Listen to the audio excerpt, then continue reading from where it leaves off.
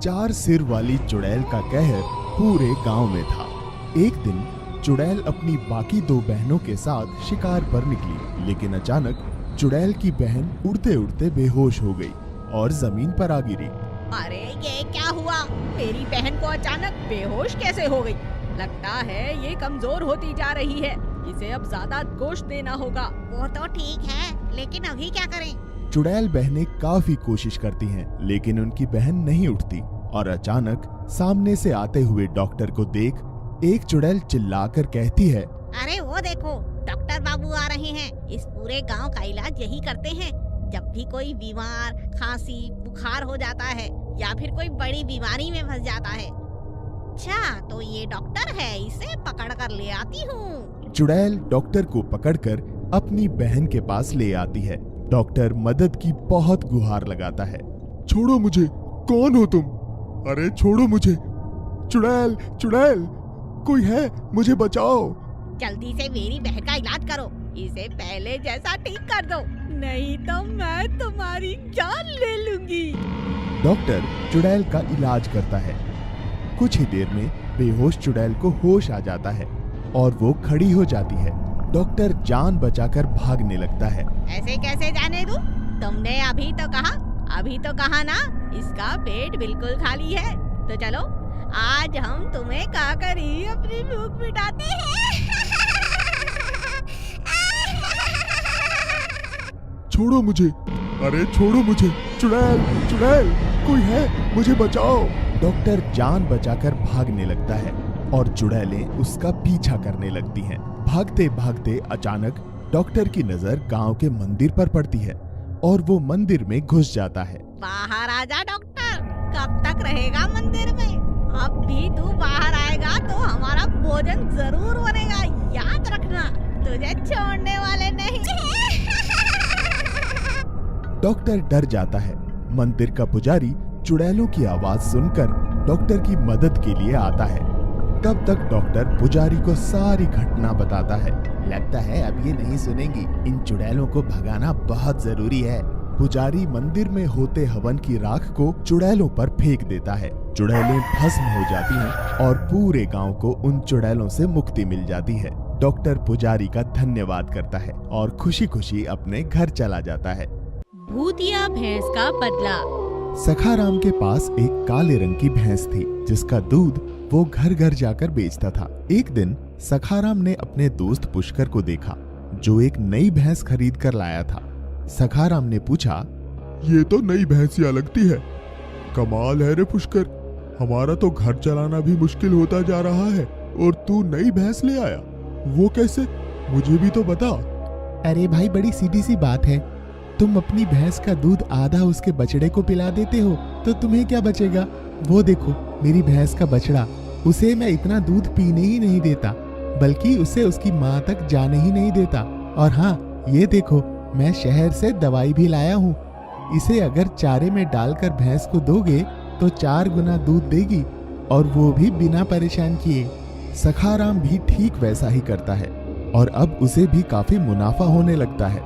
एक दिन पुष्कर की नई भैंस अपना पट्टा खोलकर गांव से भाग जाती है और दूर एक बड़े से पेड़ के नीचे सो जाती है।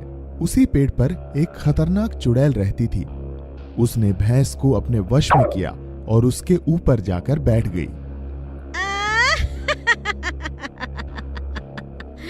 वाह, मजा आ गया। आज से तुम मेरा वाहन बन जाओ, मेरे साथ रहो। भैंस अपनी आप बीती चुड़ैल को बताती है और कहती है, आप उन लालची दूध वालों को सजा दो। चलो मेरे साथ, अभी बदला लेते हैं। और मैं भी लालची लोगों को सजा देना चाहती हूँ। मेरे साथ भी जब मैं जिंदा थी, कई लालची लोगों ने बहुत बुरा किया है। मेरे बच्चे से भी मुझे अलग कर दिया। आज मजा आएगा तुम्हारे साथ इन लालचियों से बदला लूंगी। एक एक करके भैंस सबके घर जाती है और दूध वालों को उठा उठा कर पटकती है। बहुत बुरे लोग हो तुम, हमारा दूध पीते हो, उसे बेचते हो और हमारे ही साथ अत्याचार करते हो। मुझे माफ कर दो, मैं शर्मिंदा हूँ। आज के बाद हम वादा करते हैं, हम किसी भी माँ से उसका बच्चा नहीं छीनेंगे। अब मैं चाहती हूँ तुम्हें तुम्हारे बच्चे के साथ रहना चाहिए, मेरे साथ नहीं। चुड़ैल चली गई और भैंस को उसका बच्चा और सखाराम को सबक मिल गया। शांति नगर के एक गांव में एक चुड़ैल ने सबका जीना हराम कर रखा था। वो हर 2 दिन के बाद गांव में आती और घर के बाहर दरवाजे पर खड़ी होकर आवाज लगाती। क्या मैं अंदर आ जाऊं?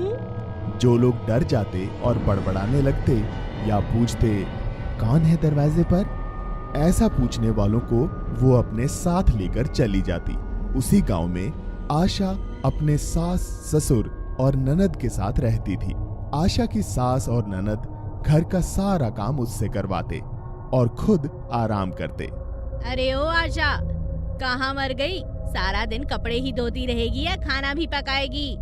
बस माँ जी अभी आई। माँ पता है, कल ज्योति के चाचा ने दरवाजा खोल दिया तो चुड़ैल उन्हें भी अपने साथ ले गई। क्या कहा? चुड़ैल? हे भगवान! देख बेटी, तू अपना ख्याल रखना और गलती से भी दरवाजा मत खोलना। अगर कभी चुड़ैल हमारे घर आई भी तो ये आशा जाएगी उसके साथ, क्योंकि यही तो दरवाजा खोलती है। जा, अब तू फटाफट दरवाजे पर लिख कर आ जा कि हम घर पर नहीं है। चुड़ैल तुम कल आना। आशा की ननद आशा को बिल्कुल पसंद नहीं करती थी। उसने जानबूझकर दरवाजे पे लिख दिया, चुड़ैल आज आ जाना, और चुपचाप आकर खाना खाने लगी। खाने के बाद सब सो जाते हैं, चुड़ैल नहीं आती। आशा की ननद सुमन सोचती है, मैंने तो चुड़ैल को आने के लिए कहा था, दिन चढ़ने वाला है, चुड़ैल तो आई ही नहीं, जाकर देखती हूँ। सुमन जैसे ही दरवाजा खोलती है, सामने चुड़ैल को पाती है। चुड़ैल उसे अपने दांतों में दबोच लेती है। सुमन चिल्लाने लगती है, बचाओ बचाओ, भाभी बचाओ। आशा दौड़ती हुई आती है। आशा की सास और बेटा भी जाग जाते हैं। आशा बिना डरे चुड़ैल को दबोच लेती है। छोड़ो, छोड़ो सुमन को, छोड़ो। आशा बहुत समझदार थी। वो जानती थी कि केवल अंधेरा होने तक ही चुड़ैल किसी को अपने बस में रख सकती है, और सूरज की पहली किरण पड़ते ही उसकी शक्तियां कमजोर पड़ जाती हैं। इसलिए उसने चुड़ैल को दबोच कर रखा और कुछ ही देर में दिन निकल आया। तब चुड़ैल चिल्लाने लगी और सुमन को छोड़कर वहां से भाग गई। ये क्या था? तुम ठीक तो हो? मुझे माफ कर दो भाभी, मैं इन सब की जिम्मेदार हूँ। मैं आपको गलत समझती थी, मुझे माफ कर दो। सुमन सारी बात घर वालों को बताती है। सभी आशा को खूब प्यार और सम्मान देते हैं और हर रात दरवाजे पर लिखकर सो जाते हैं, चुड़ैल आज हम घर पर नहीं, कल आना। खाना चुराने वाली चुड़ैल।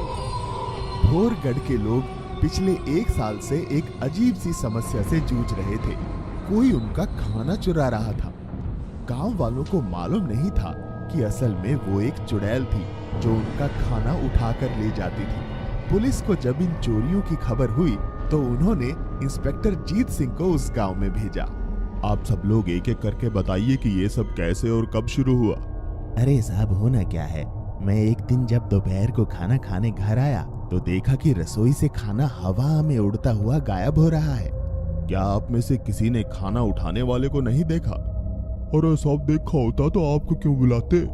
जीत सिंह ये सुनकर बहुत शर्मिंदा हुआ और उसने गांव वालों से वादा किया कि वो जल्द ही खाना चोर को ढूंढ लेगा। अगले दिन जीत सिंह गांव के बाहरी चबूतरे पर खाना खाने बैठा। तभी अचानक उसका डब्बा हवा में उड़ने लगा। जीत सिंह ये देखकर हैरान और परेशान हो गया। अरे ये खाने का डिब्बा अपने आप हवा में कैसे उड़ सकता है? और जीत सिंह ने डिब्बे की तरफ देखकर कहा, कौन हो तुम? डिब्बा नीचे फेंक दो वरना मैं गोली मार दूंगा। जीत सिंह के ऐसा कहते ही खाने का डब्बा पहाड़ी की तरफ उड़ चला। जीत सिंह भी उसके पीछे पीछे दौड़ने लगा।